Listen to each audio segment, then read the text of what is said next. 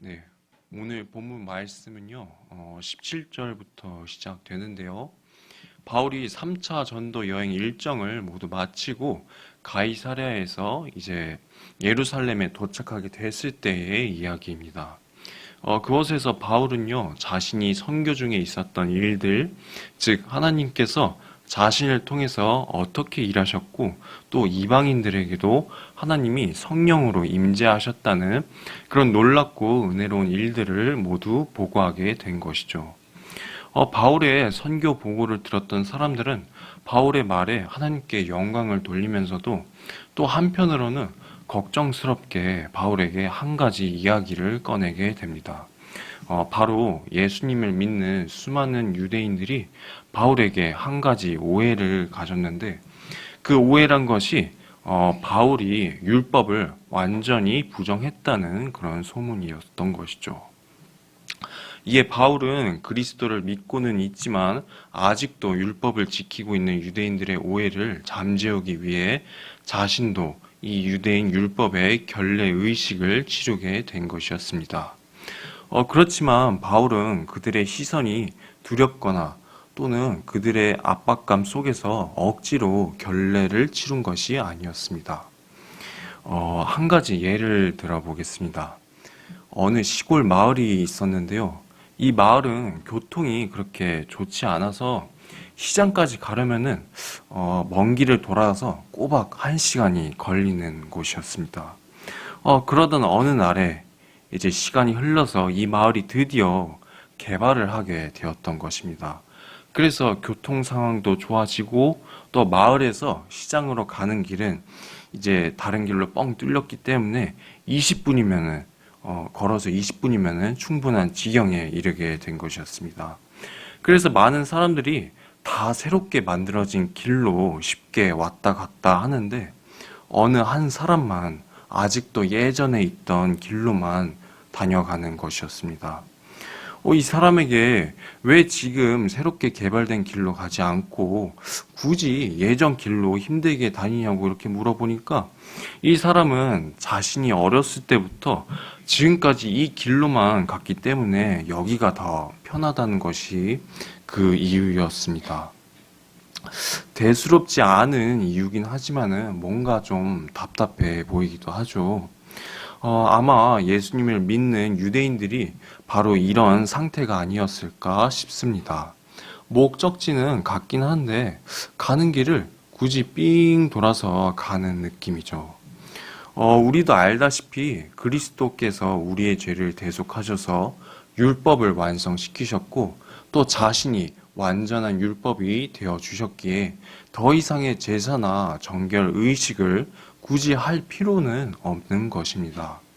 우리는 이미 예수 그리스도를 믿는 것만으로도 구원을 받을 수 있다는 사실을 너무나도 잘 알고 있죠. 하지만 바울의 사역 그 당시의 시대상을 봤을 때 그때는 교리가 완전히 정립된 시기도 아니었고 또 신약 성경이 나오지도 않은 시대였다는 것을 감안해야 할 것입니다.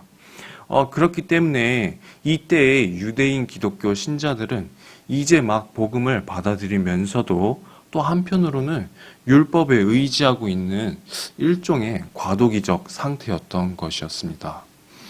이런 사람들에 대해서 바울은 자신을 오해하고 미워하고 있는 이 유대인들을 피하거나 정죄한 것이 아니라 오히려 그들을 품어주고 또 그들의 어린 신앙을 지켜주기 위해서 자신이 한 발 물러서주고 양보하게 된 것이었습니다. 사실 바울 입장에서는 많이 억울할 수밖에 없었겠죠. 지금 복음을 모르는 거는 내가 아니라 저 사람들인데 왜 나한테 왜 이럴까? 왜 나를 못 잡아먹어서 안달이 났을까? 이렇게 생각할 수도 있었겠지만은 바울은 억울한 그 순간에도 가장 먼저 예수님의 가르침대로 긍휼과 사랑으로서 그들을 대한 것이었습니다. 이어서 27절에서도 바울의 순환은 끝나지 않고 계속되고 있습니다. 바울이 오해를 바로잡기 위해서 노력을 한 것이 무색하게도 아시아에서 온 유대인들이 온갖 선동으로 바울을 붙잡고 또 성전 밖으로 끌어내서 죽이려고 했던 것이었죠. 바로 그때 예상치 못한 인물이 이렇게 나타나게 되는데요. 천부장이 나타나서 바울을 죽을 위기에서 구해주게 된 것이었습니다. 우리가 전에 읽었던 사도행전 19장의 내용하고 비슷한 장면이 이미 한번 나왔었는데요. 3차 전도 여행 때 에베소에서 바울이 시위대한테 잡힐 위험에 처해 있었을 때 에베소의 서기장이 와서 시위를 해산시킨 일이 있었었죠. 이렇듯 하나님께서 에베소의 서기장을 사용하셔서 바울을 구했던 것처럼 이번에는 천부장을 사용하셔서 바울의 목숨을 건져내신 것이었습니다. 네, 여기까지가 바로 본문 내용이었는데요. 우리는 본문의 이 두 가지 이야기를 통해서 예수님과 동행하고 있는 바울의 삶을 엿볼 수 있게 됩니다. 사도행전 우리 계속 묵상하고 있지 않습니까? 그런데 저는 항상 이 사도행전 말씀을 보면은 바울에 대한 이런 생각들이 좀 가득 차게 되는 것 같습니다. 좀 어떤 면이냐면요. 이런 바울이 가진 엘리트적인 면모에 대해서 항상 좀 부러워했던 것 같습니다. 바울의 행적만 봐도 그가 얼마나 열정적이었고 또 지혜롭고 적극적인 성격인지 우리는 알 수 있죠. 그런데 그런 엘리트의 인생을 산 바울도 복음의 완벽한 진리를 전하면서도 많은 유대인들에게 미움을 받거나 심지어 예수님을 믿는 유대인들에게도 오해를 사고 경계를 받는 일들이 일어났던 것이었습니다. 정말 억울한 일이었던 것이죠. 그런데 우리의 인생도 이렇지 않습니까? 내가 신앙을 지킨다고는 하지만은 교회를 다닌다는 이유 하나만으로도 내가 복음을 전한다는 이유 하나만으로도 세상의 눈총과 비웃음을 당할 때가 있지 않습니까? 객관적으로 그리스도인의 삶을 바라보았을 때 그리스도의 삶만큼 바보 같은 인생이 어디 있겠습니까? 여러분, 혹시나 그렇게 느껴지신 적이 있다면은 우리 주님을 다시 한번 생각해 보시길 바라겠습니다.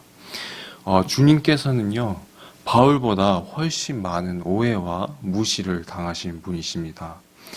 심지어 그들의 제자들마저도 예수님의 뜻을 오해하고 잘못 이해하고 다녔었죠. 바울은요, 바로 그런 예수님의 생애를 따라간 것이었습니다. 그렇지만은 슬퍼하고 억울해하면서 따라간 것이 아니라 언제나 기뻐하면서 따라간 것이었죠. 여러분, 이런 것처럼 내가 지금 고통을 당해도 내 인생이 너무 불합리하다고 느껴져도 나와 함께 하시는 주님의 일하심 속에서 내 삶이 복되다고 깨닫는 것이 바로 바울의 삶인 것입니다. 그렇게 우리 마음의 중심을 주님께 향하는 여러분들 되시길 바랍니다. 중심을 세상에 두면요, 억울할 수밖에 없고 헛되다고 느껴질 수밖에 없는 것이죠. 여러분, 오늘 이 말씀, 짧은 말씀이었지만은 마음에 새기면서 내 중심을 주님께 두고 주님의 일하심 속에서 한 주를 승리하는 여러분들 되시길 이 시간 같이 소망드리겠습니다.